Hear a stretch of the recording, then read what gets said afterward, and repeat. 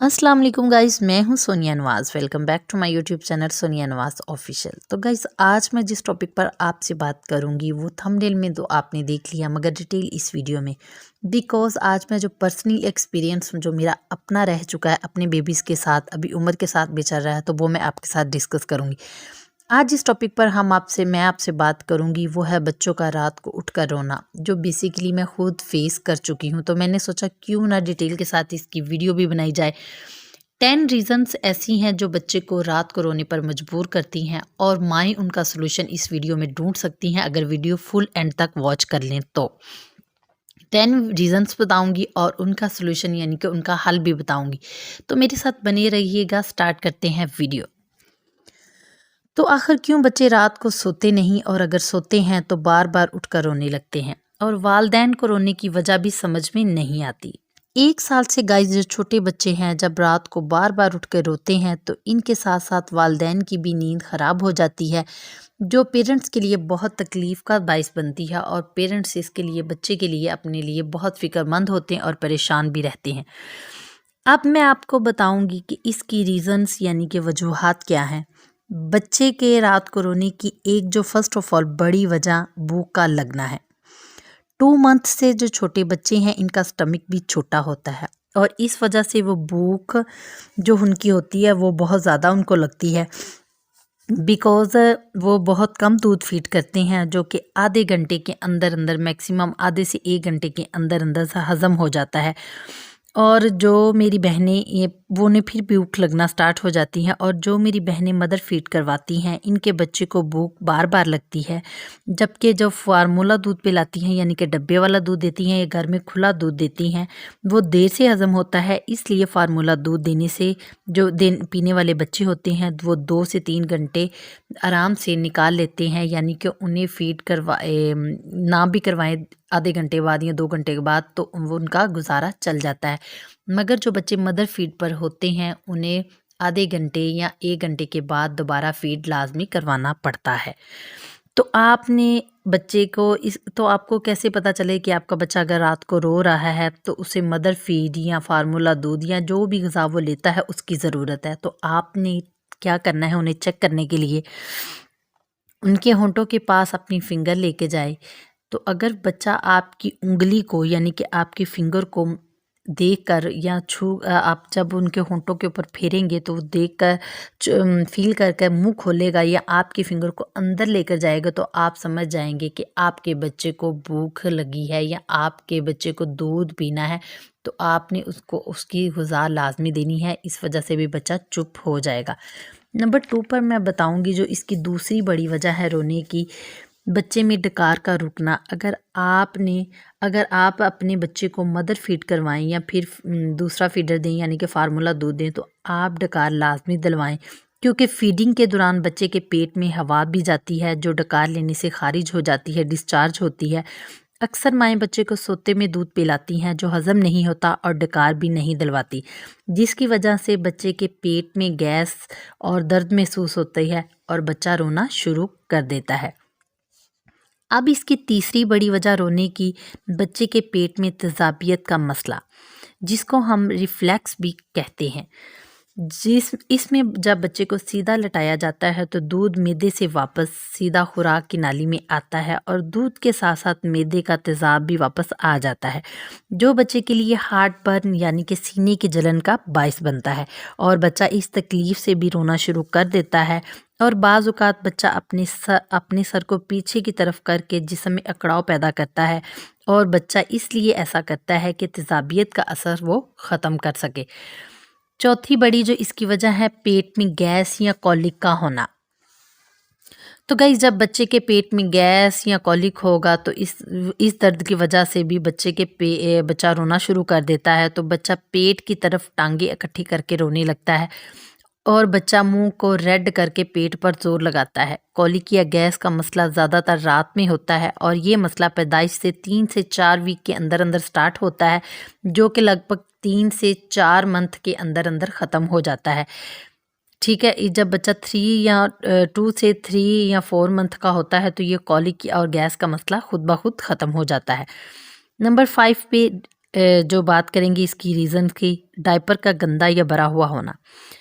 अगर बच्चे का डायपर भरा हुआ हो या ज़्यादा गंदा हो, तब भी गीला हो या तब भी बच्चा रोना शुरू कर देता है, क्योंकि इससे बच्चा बेचैनी महसूस करता है और डायपर तब्दील करने से दोबारा चुप हो जाता है।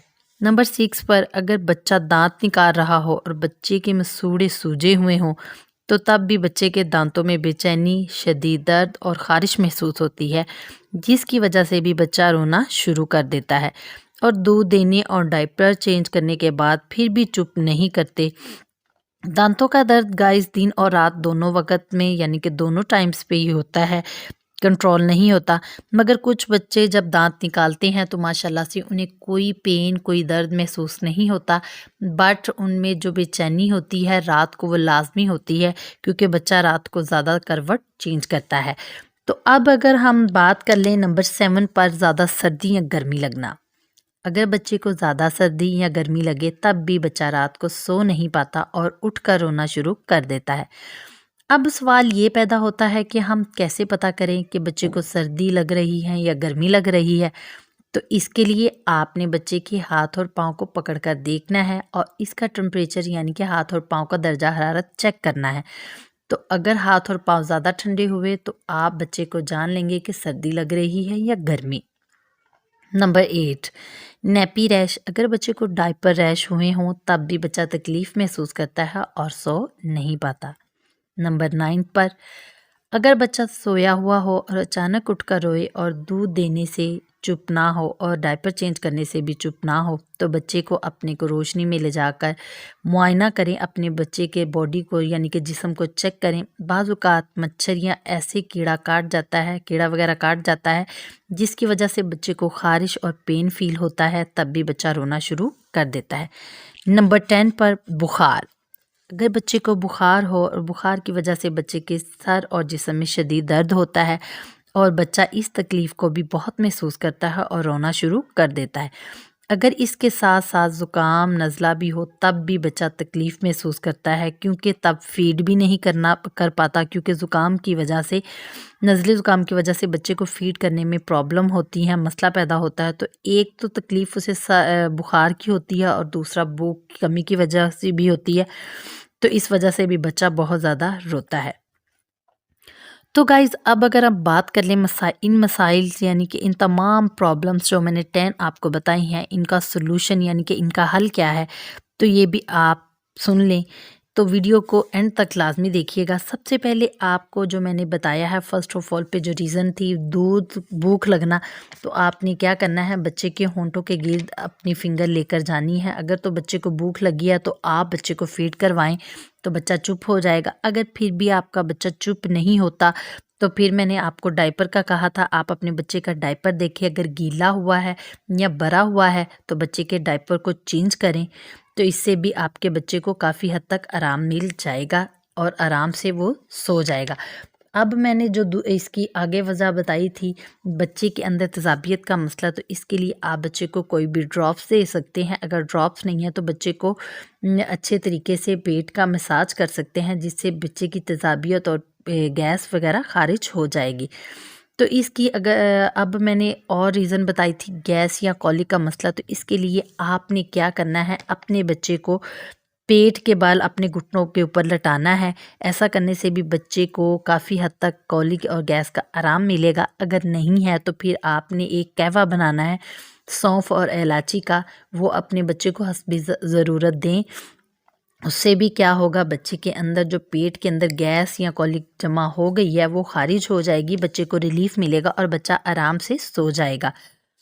ठीक है। अब जो बच्चे दांत निकालते हैं या जिन बच्चों को दांत निकालते वक्त पेन का मसला है या ऐसा, तो आपने क्या करना है, टिथर ले आना है, टिथर को इस्तेमाल करवाना है अपने बच्चे को।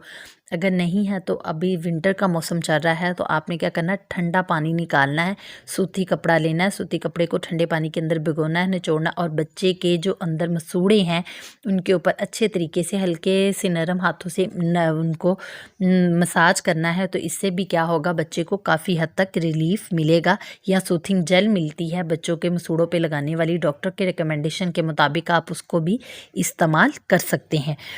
ठीक है।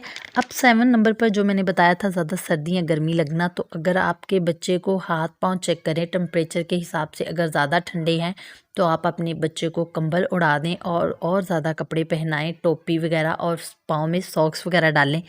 और अगर आपके बच्चों के टेम्परेचर यानी कि हाथ और पाँव का ज़्यादा गर्म है तो आपने क्या करना है, कपड़ों की एक लेयर उतार देनी है और बच्चे को थोड़ा ओपन कर देना है, यानी कि खुली हवा में रखना है ताकि बच्चे को थोड़ा रिलीफ मिले। और अब अगर हम बात कर लें नैपी रैश की, तो बच्चे को डायपर रैश हो जाए, नैपी रैश हो जाए, तो आपने क्या करना है, सबसे पहले तो बहुत मार्केट्स में मिलती हैं इससे रिलेटेड नैपी रैश के मुताबिक ट्यूब्स वगैरह। तो आपने क्या करना है, अगर नहीं अफोर्ड कर सकते या नहीं जाना चाहते तो आप देसी टोटका जो मैं अपनी उम्र के लिए इस्तेमाल करती हूँ, आपने क्या करना है, जब भी डायपर या नैपी रैश आ जाए या आपने डायपर चेंज करना है, तो आपने सबसे पहले सरसों का तेल लेना है, उसको लगाना है, अप्लाई करना है बच्चे के प्राइवेट पार्ट के ऊपर, तो तब आपने नैपी लगा देनी है। तो अगर ज़्यादा रैश हो गए तो आपने सरसों का तेल और पानी को ऐड करके अच्छे तरीके से मिक्स करके बच्चे को लगा देंगे, तो इंशाल्लाह 1 से 2 दफ़ा से लगाने के बाद बच्चे का जो रैश हैं वो बिल्कुल ठीक हो जाएंगे। तो अगर बात कर लें कि बच्चा जो मच्छर या कीड़ा काट लेता है तो उसके लिए हम क्या करें, तो आप रोशनी में ले जाकर बच्चे का मुआयना करें। अगर आपको फील हो रहा है या मच्छर या कीड़ा काटने का कोई ज़ख़म या कोई उधर से रेडनेस फील हो रही है बच्चे के जिस्म के ऊपर, तो सूथिंग लोशन लगा दें। अगर वो नहीं है तो आपने क्या करना है, सरसों का तेल लेना है, उसको उसके ऊपर अप्लाई कर देना। इससे क्या होगा, बच्चे के दर्द में काफ़ी हद तक आराम मिल जाएगा। तो अगर हम बात कर लें 10th नंबर पर, जो बच्चे के बुखार और नज़ले ज़ुकाम की थी, तो समटाइम टेम्परेचर फ़ील नहीं होता, यानी कि बॉडी के ऊपर टच करने से महसूस नहीं होता। इसी वजह से आप थर्मामीटर से चेक कर सकते हैं। अदरवाइज़ अगर थर्मामीटर अवेलेबल नहीं है तो आपने क्या करना है, बच्चे को पैनाडोल ड्रॉप्स दे दें, या डॉक्टर की रिकमेंडेशन के मुताबिक और भी बुखार के बहुत ज़्यादा सिरप होते हैं जो इन्फेंट बेबी यानी कि 1 साल से छोटे या 6 माह के छोटे बच्चों को दिए जाते हैं। आप लोग वो ले आएँ तो वो इनको दें, इंशाल्लाह उससे ज़ुकाम में भी अफाका होगा, आराम मिलेगा और बुखार भी ठीक हो जाएगा। बिकॉज़ मैं उम्र के लिए कॉलिक ड्रॉप पैनाडोल ड्रॉप्स ही यूज़ करवाती हूँ और उसको देती भी रहती हूँ ताकि उसको ऐसा कोई भी इशू ना हो बुखार और नज़ले ज़ुकाम वगैरह का। बाकी सभी बच्चे बहुत प्यारे हैं, अपना और अपने बच्चों का लाजमी से ख्याल रखें। इसके अलावा अगर आपको ये सिम्टम्स यानी कि बच्चे के जिस्म को नीला पाना, या बच्चे का जिस्म पीला हो जाना, या बच्चे के जिस्म के ऊपर बहुत ज़्यादा दाग धब्बे नज़र आना, या इससे रिलेटेड कोई और इशू लगता है, तो लाजमी अपने डॉक्टर से कंसल्ट करें ताकि वो आपको अच्छे तरीके से गाइड कर सकें। और इन रीज़न्स के मुताबिक आपको अपने बच्चे को लाजमी से डॉक्टर को चेक करवाना है और घर में कोई भी टोटका या कोई भी ऐसी चीज़ अप्लाई नहीं करनी। तो ये थी मेरी वीडियो अगर आपको पसंद आई हो तो अपने फ्रेंड्स के साथ भी लाइक करें और शेयर करें, और अगली वीडियोस यानी कि मेरी नित नई वीडियोस देखने के लिए मेरे चैनल को लाजमी से सब्सक्राइब भी कर दीजिएगा। इसी के साथ मुझे दें इजाज़त, मेरी नेक्स्ट वीडियो तक अल्लाह निगहबान।